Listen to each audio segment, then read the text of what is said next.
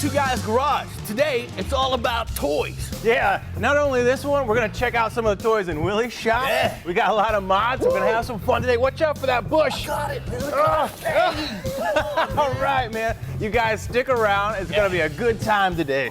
Hey, he's catching up, man. Hurry. Got it, man. Come on.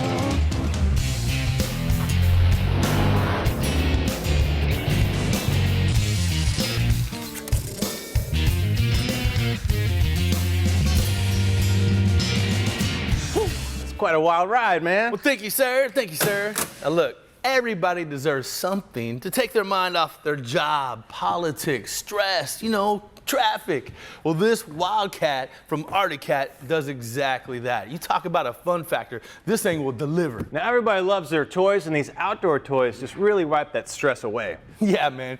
Whew. And this Arctic Cat does exactly that. It has a lot of punch, a lot of fun factor to it. And I've actually seen these things out on the trail. The articulation of these things are amazing, bro. I've seen it, the front twist east, the back twist west, and they're just articulating over rocks. It's not a bird, it's a monkey. You see that thing?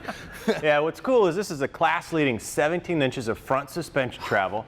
The back is a 5-link. It keeps the tires planted and giving you all that traction. Now, I've seen it, man. That geometry, you'll have one tire here on a rock face, the entire vehicle twisted, but it never leaves its footprint is always on the rock, always in the sand. It's sure-footed as you can get. Yeah, and what's cool, it's got 16 different settings for the shocks and the spring preloads. So no matter what kind of terrain you're driving, whether you're actually using it for just utility, which you might as well turn it up, or you're just going full steam, whether it's in sand, whether you're doing rock crawling, you can get this thing set up to do all of those functions. Yeah, and we can't leave well enough alone. See, our buddy, he's got some hours on this one, got some good braking time, but he saw some other guys out on the trail with some beefier setups. So he's like, "Two guys, can you help me out?" And of course we can. Well, anytime you buy a cool toy, it's all about accessorizing. Let's show them what we got today. All right, we got bumpers, we got light bars, we got skid plates. We have all kinds of stuff to put this thing to the test. Yeah, so it's gonna be fun, It's all about making it what you want, showing off to your friends, getting more utility out of it, maximizing that fun factor, because like you said, man, at the end of that work day, you wanna blast out on the weekend, man, you want to just clean the house. Yeah, and let's be honest, you really want to scare the passenger, don't you? You know you do. All right, let's get on it. We're going to start with some fun and easy stuff. I'm going to pull the grill so I can get access to an adapter plate. This guy will slide right in here. Once I've got that bolted down, I've got another guy that'll come on the outside of our grill, and then the sweet looking aluminum bumper setup, which will look real cool. So I'm gonna get bolting onto this. Willie's got some side pieces over there to go right along with it. I'm gonna do some side pieces and then some skid plates.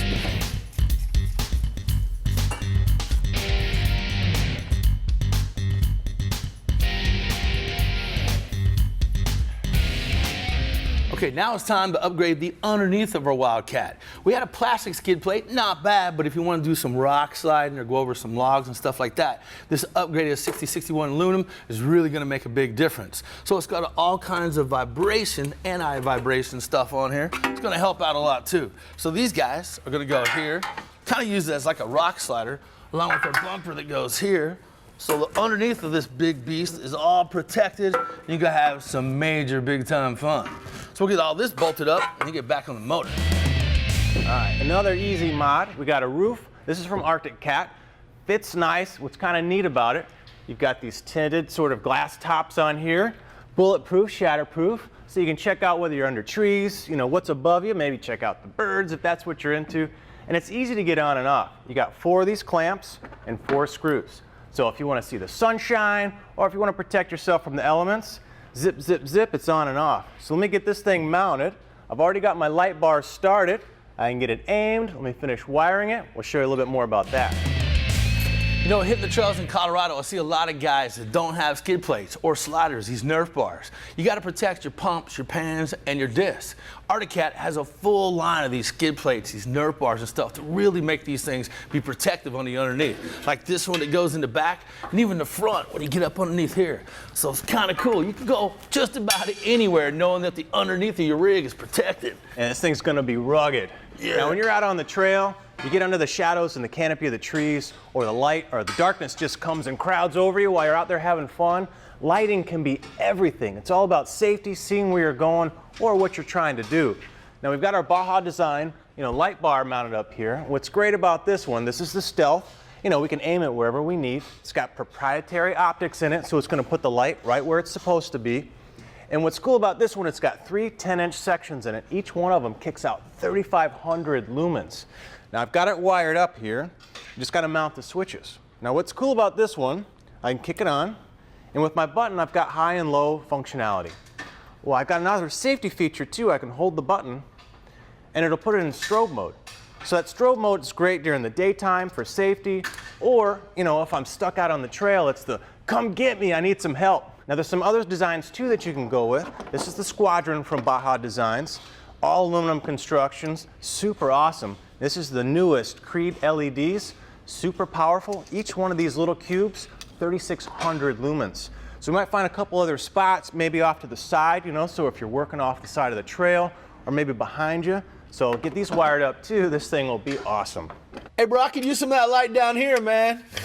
All right, we got a lot more work to do on our Wildcat, and when we come back, I get to show you guys some toys in my garage.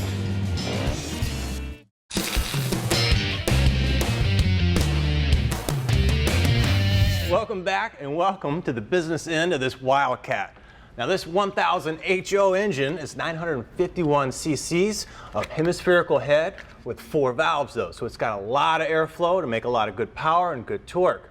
Now we've got a few miles on this thing, so we're going to do a few maintenance items because we're that kind of guys around here. So one of the things we're going to do is change the spark plugs. Now what's unique about this engine and the plug that goes in it, it's a smaller plug. This is a 10 millimeter by 1 millimeter pitch thread. Typically you'll see 14 millimeter, maybe even 12 millimeter plugs. So that means it's working a lot harder. It's got a lot less, area to get the heat out and manage the temperatures in that combustion chamber. Now this is the Champion 977 model, specifically for this application. And what's unique about it is how they manage that heat. Now it's got a nickel alloy, casing around both the electrode, and the strap on the end there, but the inside core is all copper, and that copper is kind of like, think about a straw. The copper's on the inside of that straw, but it's a conduit for that heat. So it's going to pull the heat away from the tip, wick it up the spark plug so it can cool out, around the seat and up in the upper body. Now the construction is super strong too. This is a silica-based ceramic, so it's going to be real strong, so it won't have mechanical fractures, voltage punctures, so it's a really great plug for an application like this. So I'm going to pull this guy out, and thank goodness I only have 2, so it's going to be a pretty quick and easy job. We'll get our new Champion plug in there. Put a little anti-seize on the thread so we'll have no problems in the future getting it back out. Check it out, bro. Found a windshield. Nice. Well, only thing is I see one problem. What? How you supposed to see through that? Come on, man. It's initiation. Whoop. Good luck. Is that what it is? Yeah, man. You know what, man? You got a killer collection of toys. You might want to pick one up for your garage. Yeah, I do have a lot of toys, man. I got a couple off-road vehicles. I got a couple, hot rods, a couple trucks, man. Some fun stuff, but I don't know where I'd put it. Just a couple toys? I think more than just a couple. And speaking of which, we got a segment coming up we like to call Get to Know Willie. Check it out.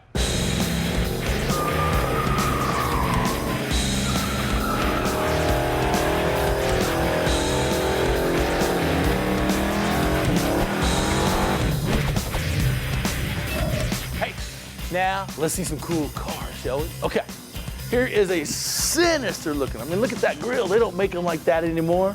It's a 58 Dodge Custom Royal. Now, for the purist, you'll notice it has a 59 front clip on it. I like the big eyebrows, a little more aggressive look on it. 500 cubic inch, big block Mopar. The cool thing about this car is it runs on a push button transmission. Whenever you want to go to forward, drive, reverse, whatever, you just push, see? Let the good times roll, and thank God for emergency brakes, right? All right, another car. Now check out this one. Now some people will consider this car pink. It's the original paint job on it. It is called pink. It is called pink. Pink. It is called Desert Frost. It's not pink. I like to refer to it as mauve. It's a 61 Lincoln Continental. This is what's called the Kennedy Edition. She sits on 26-inch rims and airbags. And under the hood, a fuel-injected 460. Ta-da! stop with the pink already. You guys are killing me. 1971 Dodge Super Beat, my first car. Cut grass for a year and a half to do this. Underneath the hood, still remains the original, numbers matching, 383, kind of cool. B5 blue. All right, 69 Charger RT. Underneath the hood, 440, a little happy gas, just because. I'm a Mopar purist, but when you have a Chevrolet that's been in your family longer than you've been in your family, you kind of owe it to keep it alive and well. This is a 1957 Bel Air. Cool story about this. This car was in pieces. My dad was diagnosed with a liver disease a few years ago. They didn't know if he was gonna make it or not. So me and a friend of mine named Greg Gonzalez spent literally 3 months every night restoring this car for my dad. I actually got to drive it up to him after he got out of surgery. He's fine, with a big Lexus bow on the hood of it. Gave him the keys and said, hey man, here's your car, enjoy it. It's pretty cool. So LS6 454, 400, 12 bolt, and it was nicknamed Project Pops. This is my only new car in the stock, if you will. It's a 09 Challenger, 6.1 liter. I don't drive this car a lot. Actually sitting here with 3,000 miles on it. Special car right here, 68 Dodge Charger RT. And this one's kind of unique because it's a 440 4-speed NASCAR edition. All original. Basically, it's a different shifter. A lot of the Mopar guys know the pistol grip. This one came with the old white ball, a little closer to the leg. Kind of cool to see. And this one was the first car I ever took a second on my house for. I like Mopar. And you know, you got something special when it sits in a carpeted garage and you got a cover over it. This is the car I refer to as the Titan. Out of my entire collection, this is the one I cherish the most. This would be a 1970 Dodge Charger. It's a low 9-second quarter-mile car. Hope to eventually make it a road racing car. But as you can see, this car is just a little bit special. And this will be the parts room. Literally anything you ever need, from dashes, trim pieces, charge, the R's gone. Visa sent me this actually. That's what I do. It's my 1973 dressed up as a 71 Z28. This thing is nasty. You know what we need to do now? Burnouts.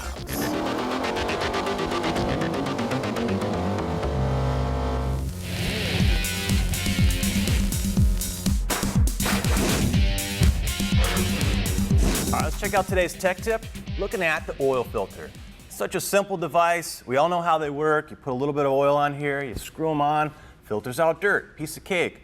Well, it's the construction that really matters. It's what's going on inside. So let's take a deeper dive. So if we pull one apart, you know, we can see that it's pretty simple. We've got a filtering element. We've got a primary and a secondary filtering media to get the big chunks and the little chunks out. But it's all about, you know, the grade of the filter material, not how much is in there. Now you can see this one from Hastings. There's no fuzz, you know, from the construction and putting it together. So you want to make sure you've got a quality filtering media. Now the other thing to look for is how it's held together. Now this one has a true coil spring, and that's going to apply the right amount of pressure on this filter so that it doesn't ever lift. You know, if you get, you know, a clogged filter, you know, a partially clogged filter, doesn't lift and bypass. Whereas a lot of the low quality, you know, sort of generic brands, we use sort of a stamped plate. Doesn't quite have the same sort of spring rate. It's not going to keep this assembly together properly, and it's not going to work like it should. So make sure you get a good quality filter. It's going to make your engine last for a really long time. Today's Step Tip brought to you by Federated Auto Parts.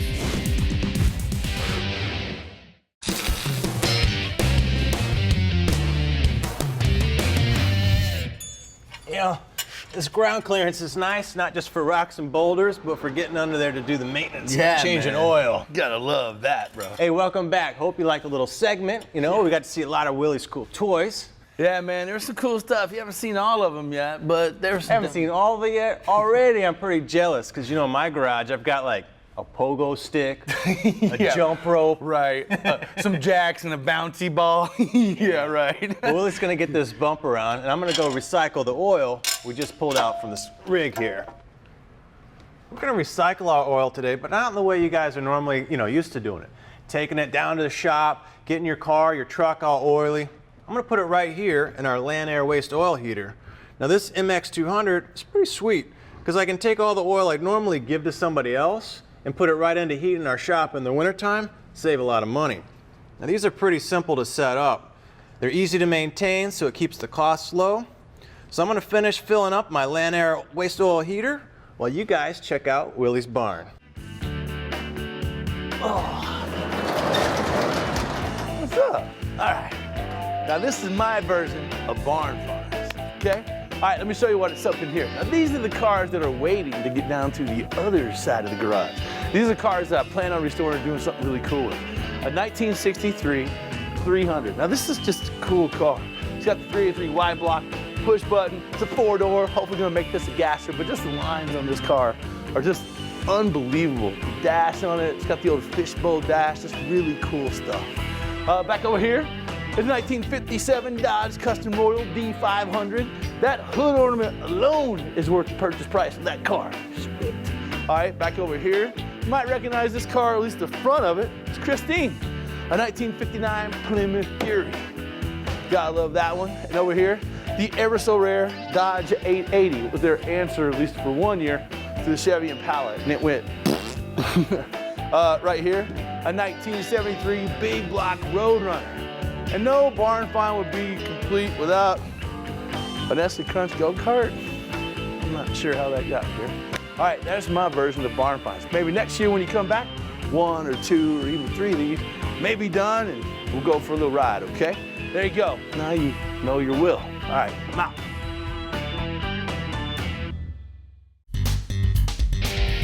This segment of Two Guys Garage is brought to you by CheapCycleParts.com, your online source for motorcycle and ATV parts and gear.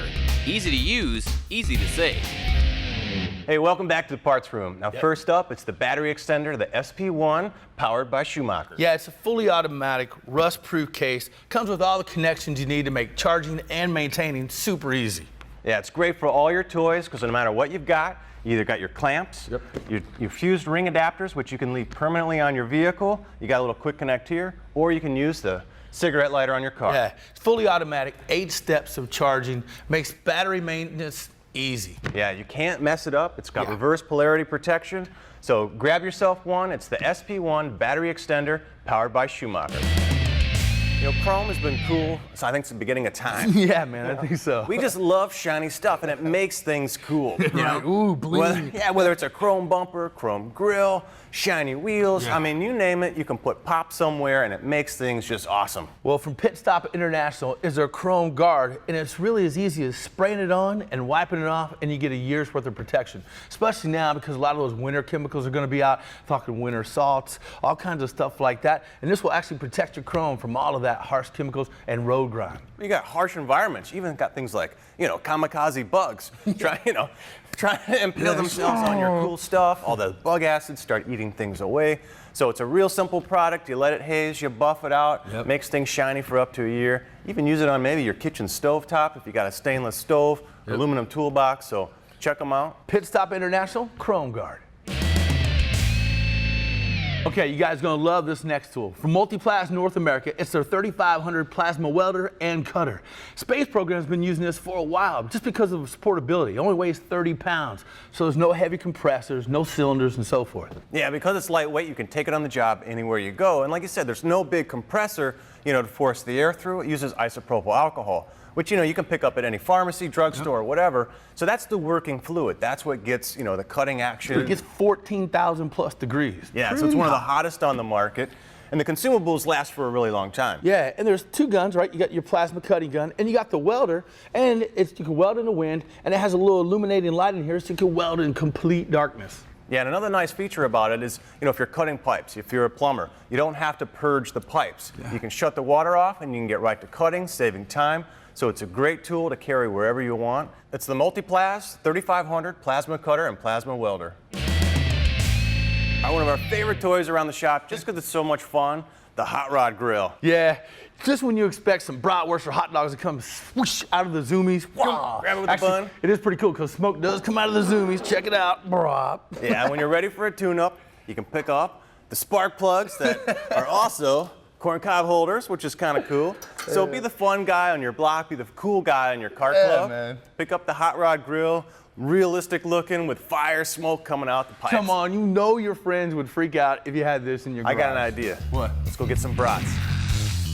For more information about anything you've seen on today's show, check out speed.com or visit TwoGuysGarage.com.